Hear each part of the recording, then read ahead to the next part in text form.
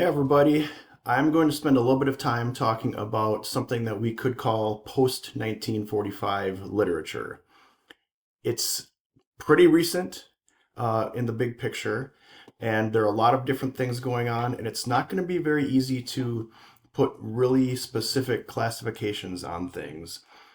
Part of the difficulty with talking about this movement, or it's not even a movement, like a time frame of literature, is that there's not very much time for retrospection that has passed between then and now. So it's hard for us to look backwards and just kind of decide how to demarcate the different boundaries around the different kinds of literature. But there are a lot of things going on that we can discuss and kind of find features that fit and things like that. And there are definitely some movements that are happening during this time that are very worth looking at. It's one of my favorite periods of literature. If I could, I would love to be able to teach like a fall semester just on modernism and then a spring semester on post 1945 or postmodernism, however you want to look at it. So here's what's going on. At about the end of World War II, that's just a time when worldwide things were really changing. So it's a pretty clear boundary between different movements, not just in literature, but worldwide in art and politics and all kinds of stuff. So around 1945 is where we say that the modernist movement kind of comes to an end. Even though it doesn't stop, it just kind of carries over and things keep going, right? But we like to think of a shift happening then. And it shifts into, in a lot of ways, what could be called postmodernism. And I love the concept of postmodernism, but it's a very, very big concept. Um, so one of the things that happens from 1945 on is there's a continuation of modernism, which is why we get this word post. So we can be thinking about post not as in after modernism, not as in like modernism has ended and now this other thing has started, but more like post as in a continuation, but a little bit different. So in postmodernism, things that are being carried over are things like challenges to a traditional kind of narrative, things like a rejection of a grand narrative. So there's not one overarching sort of dominant discourse that is the right one. And this idea that there are so many problems with meaning making. So postmodernism is doing this, but it's doing it in a slightly different way and in a different spirit for sure. People's attitudes change a lot. Um, Postmodernism is something I think of as sort of an overarching movement that contains a bunch of other movements in it. This can definitely be argued against. I remember when I was working on my PhD, I was having a big fight with one of my advisors because she was saying that postmodernism doesn't exist at all. I'm just going to describe this in a way that's understandable, and it's going to be up to you as you become literary scholars, like how you think all of this stuff should be arranged and how it should be ordered and how you should think about it. Um, so one of the big things, though, that happens across the board, that continues to happen across the board, is this idea of fragmentation. So just the fact that everything is so fragmented and the structures are being so broken down and the traditions are being so broken means that it's obviously going to be hard to classify things singularly, right? Um, so let me talk about some features of postmodernism as opposed to modernism as we start to move into this new kind of era. Remember, modernism was challenging structures and challenging traditions, and the way modernism was doing it was one of the things it was doing was going deep into the psyche of individual characters. So, I mean, think about T.S. Eliot um, and the love song of J. Alfred Prufrock. Think about how you can't even hardly tell what's happening outside of his mind because we're getting so much into his psyche, right? Well, in postmodernism, they're still trying to break tradition through this psychological means, but instead of getting deep into somebody's psyche, they almost make everything surface area. What they do is they spread out into a whole bunch of different diverse perspectives. So the idea that meaning is hard to make is illustrated through the idea that so many people have so many different takes on what's going on that you can't take one of them as truth. Um, some other features here.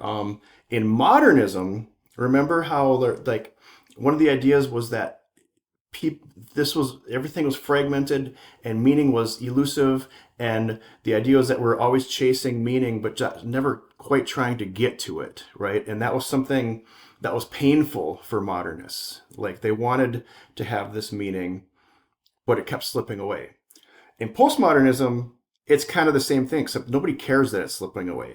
So there's this idea that meaning does not exist in any sort of traditional and monolithic form, and it's more like that's not because it's elusive and we can't catch it. It's because it simply doesn't exist. There isn't any real meaning. We can construct meaning if we want, but a lot of what we're doing is just looking at all these different perspectives and trying to understand as many different perspectives as we can, just so that we can get a handle on how to live our lives. But meaning is dead, right? Another issue with modernism and postmodernism is that in modernism, um, the structures were fragmented and the traditions were being challenged, but it was done in a fairly highbrow way. So we just got done reading William Faulkner, and even though he's talking about poor rural people and he's completely breaking traditions of classical literature, he's using very sophisticated language, sophisticated vocabulary. The ideas being wrestled with, even though it's a lower class family we're following, there are very high ideals about ethics and morality and society that we're looking at here, right? So in postmodernism, there's still this fragmentation and breaking of tradition in that way, except for they get rid of the elitism. So we're really talking about a more common language. The barriers between the writer, the author, and the reader are broken down, and everything becomes sort of a joke. And the sophistication is intentionally suppressed. So in this way, modernism has a tendency to be a little bit more serious and highbrow, and postmodernism is sort of cynical and ironic, and a lot of times it's sort of humorous in a really cynical way, and it can make for some really fun reading and also some really cynical reading. One thing about postmodernism that's huge is the idea of pastiche. And a pastiche is a combination of different styles, genres, and elements, right? So you can take some sort of classical form, and this might sound a little bit familiar if you think all the way back to someone like, sorry, I had a brain fade there, but think back to someone like Jonathan Swift in neoclassicism, the way he's taking these classical forms and satirizing them and putting low elements in it, right? Well, postmodernism does this a lot, but they'll combine all kinds of different forms. It might be journalism and classical literature, or it might be, diaries or written forms like that are very personal, and then combining them with like a report, just anything that you can think of. And then also any kind of social situations, they'll mix those all up too and just really confuse you and make sure that we have to stop and think about how there really isn't just one way to be in the world. So they're combining things to make something new.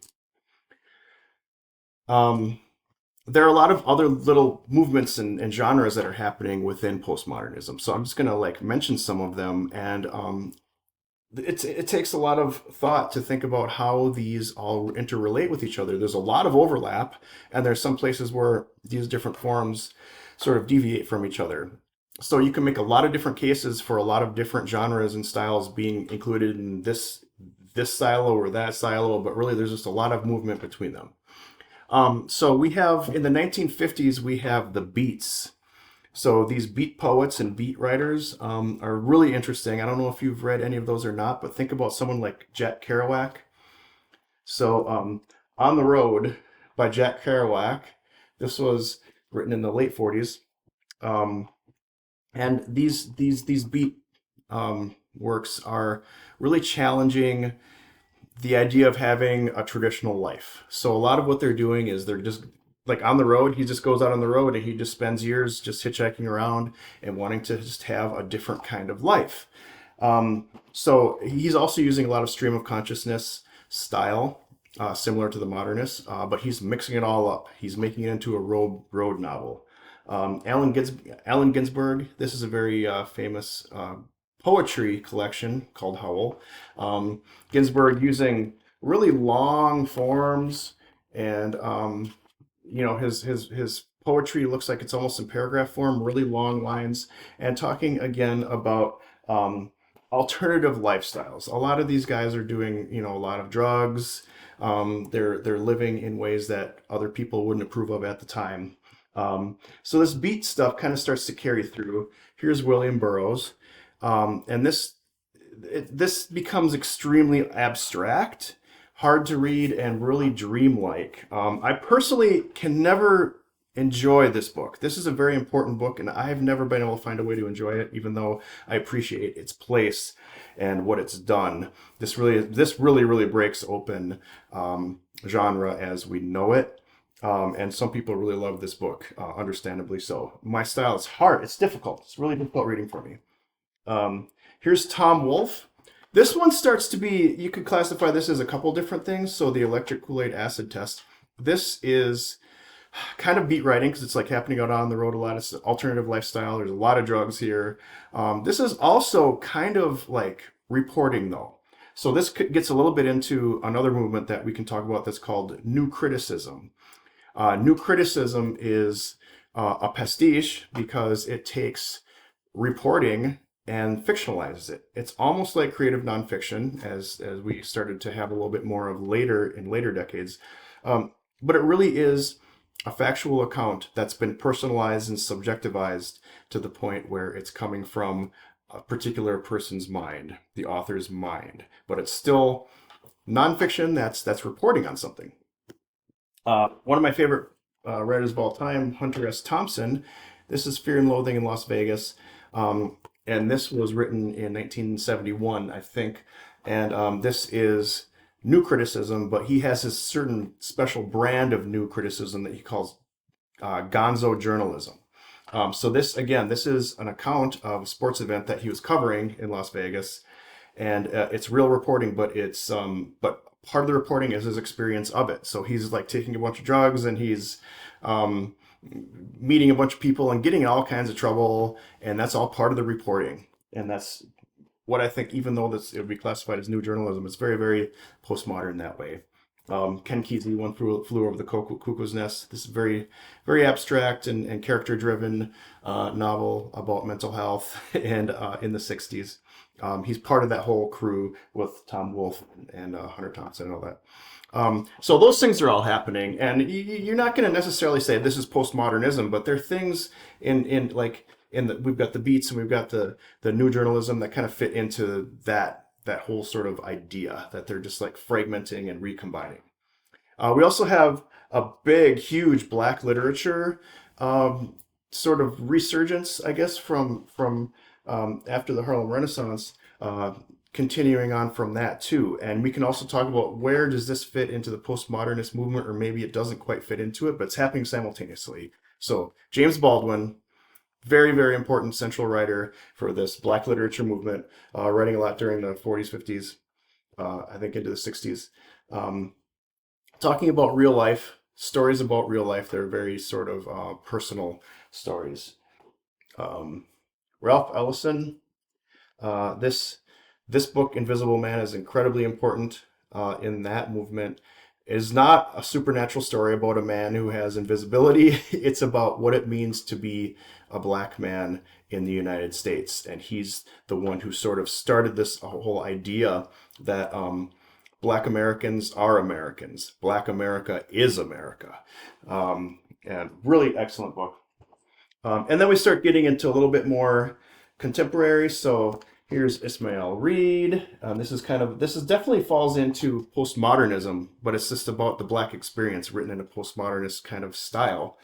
And El Doctoro, same kind of concept. I figure this is being pretty postmodernist, only about the Black experience. Maya Angelou, we all know her.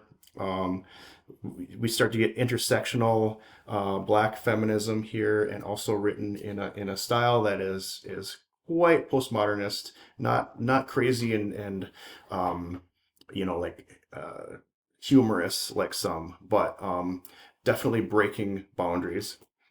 Toni Morrison, of course. Toni Morrison is one of the best writers of the 20th century.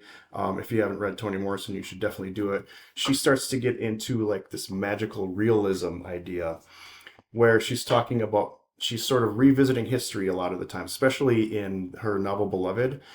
She revisits history from a black perspective, um, and and she does it in ways where certain things happen that aren't very natural, but they're explaining like the deeper meaning of something. So it working at a lot of different intersections, because we'll be talking about post-colonialism um, later in this lecture, but post-colonialism revisits history a lot of times to show it from a different perspective. Toni Morrison does that in her book Beloved, but it's also part of this Black writers movement that was happening a lot in the 50s, 60s, 70s. And it's also magical realism, meaning that it has a lot of supernatural elements that we're supposed to sort of take however we want. We could take them as literal or not, depending on how we read the book. So as long as we're talking about this idea of magical realism, we have Gabriel Garcia Marquez. So I have a couple of books by him. This one is really big. I love this book, 100 Years of Solitude. He famously sort of when he was going to be killing off one of the characters in this book, his family woke up because he was in his study just like bawling his eyes out, and they ran in there worrying about what was wrong, and he had just killed off one of his characters. So that's what a dedicated writer Marquez is. Um, in these books, a lot of supernatural stuff happens, but they're meant to illustrate what it's like to be Latino in the world, and to be sort of colonized and be in a situation where you're in difficult social situations, and have unjust things happening to you. And the best way that these writers think to explain that is by having supernatural things come to make things realer than real, right? So this magical realism movement kind of is really big in the Hispanic world, in the Spanish speaking world, Central America, South America. A lot of this came out of there. But it also carried over to other parts of the world. So you're probably familiar with Salman Rushdie. So in India, he wrote the Satanic Verses, which again is pretty magical realism related, and just like moved to a different culture outside of Latin America. Also, as what I consider like very closely related to postmodernism, we start to get tons of really good science fiction. So I love Ray Bradbury. Something Wicked This Way Comes, just one of the many books by him that I love. Very, very comforting. If you ever want to just feel pure comfort, just read some Ray Bradbury. And we've got Philip K. Dick, Do Androids Dream of Electric Sheep? This was made into a movie called Blade Runner. It's based on this book, though. In fact, we're going to be showing Blade Runner, the English department here, we're going to be showing Blade Runner, and we'll be talking a little bit about its relationship to this book. So keep your eyes open for that next month. So science fiction is very postmodernist because it's breaking so many boundaries.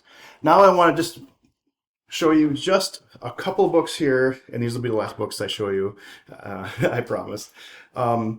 These are what I consider to be like quintessential postmodernism. So we're talking like carrying over from modernism itself, being really in that path, and cynical, humorous, the idea that meaning doesn't exist and everything is just scattered, fragmented, and we have to just survive somehow, right? So I think probably the quintessential postmodernist writer is Kurt Vonnegut. This is one of his books. I'm imagining a lot of you have probably read Vonnegut before. He is a giant in postmodernism. I would say when I think postmodernism, Kurt Vonnegut's the first person I think of. He also has like these sort of like ultra personas, Kilgore Trout is a character that happens to be in multiple books, and it's sort of a personification of himself on the page. Really interesting and strange stuff. Don DeLillo, If you've ever read White Noise, you know that it's one of those books that really plays on your fear of death, but it does it in such a strange and really sweet kind of way that it makes you feel fear and love and everything all at the same time. It's breaking all kinds of boundaries. Thomas Pynchon, here's another person who was pretty close to being like a quintessential person when it comes to postmodernism.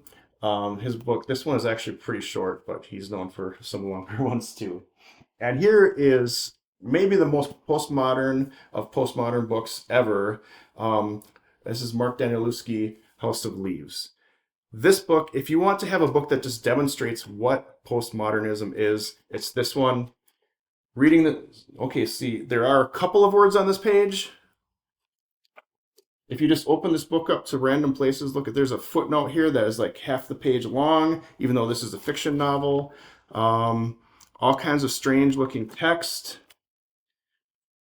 This book is crazy. So the idea of this book is that it's like you don't read it linearly. You end up having to read around it in all kinds of places. There's all kinds of footnotes that direct you to different parts of the book. You get trapped in it, and you don't necessarily know even when the book is over. Um, it's a book about being trapped inside of this supernatural house, and you're just always you're like really fascinated by it, but horrified by it, and you can't quite get out. And the reading experience of the book itself is mimicking that, where you just don't know where in the book you are. You don't know how much of it you finished. So this really plays into the postmodernist idea of fragmentation and a complete lack of meaning, and just trying to navigate your way through in any way you can. So I just wanted to share those with you, just as all kinds of stuff that's happening. And this is mostly focused from 1945 up until maybe like 1990, maybe the mid 90s. In the 80s and the 90s, we started transitioning to something that I would consider to be a little bit different from the different kinds of movements that I was showing just now, and we'll talk about that in the next unit.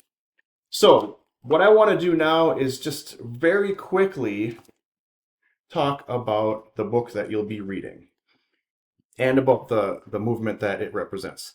Chinua Achebe, Things Fall Apart. This is post-colonialism.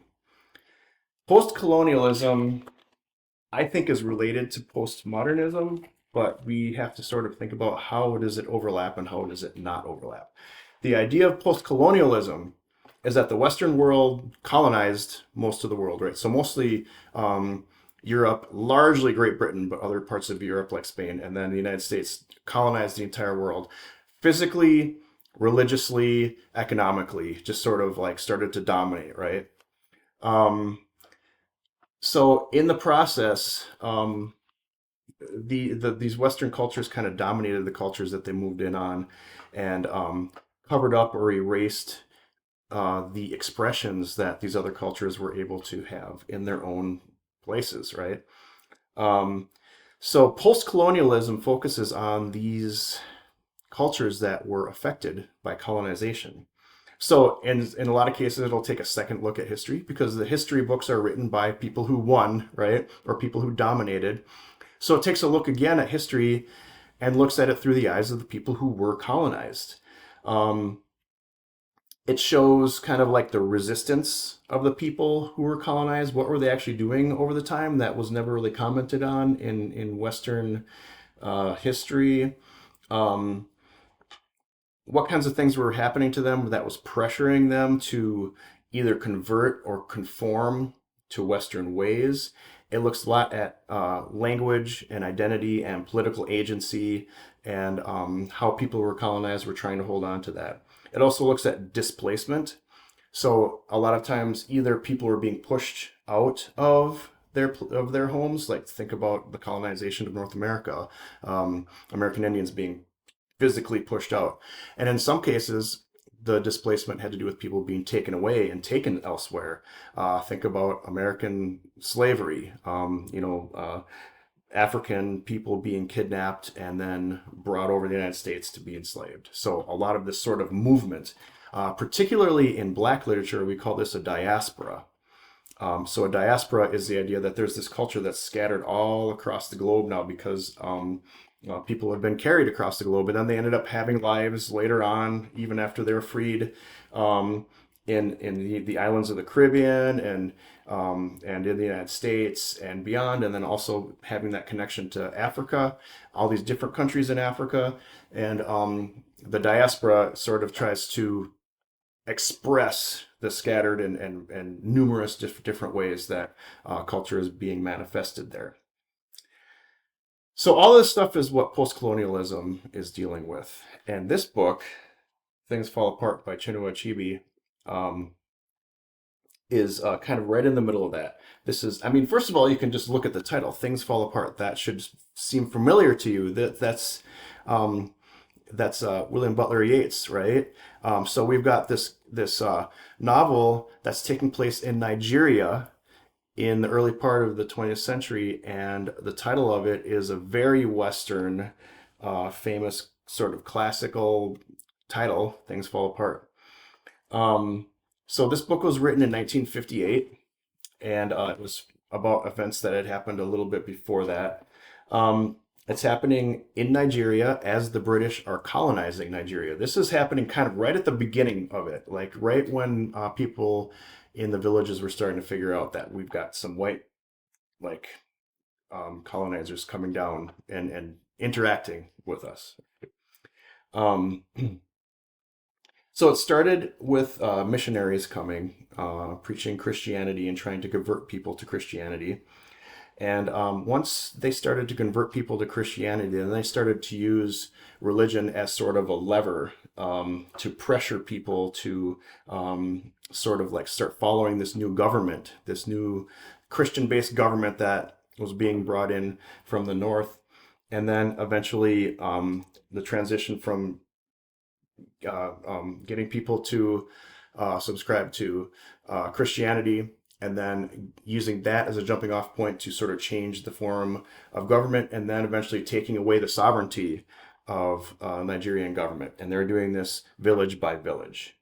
In this book, this is not a straightforward good guys, bad guys book.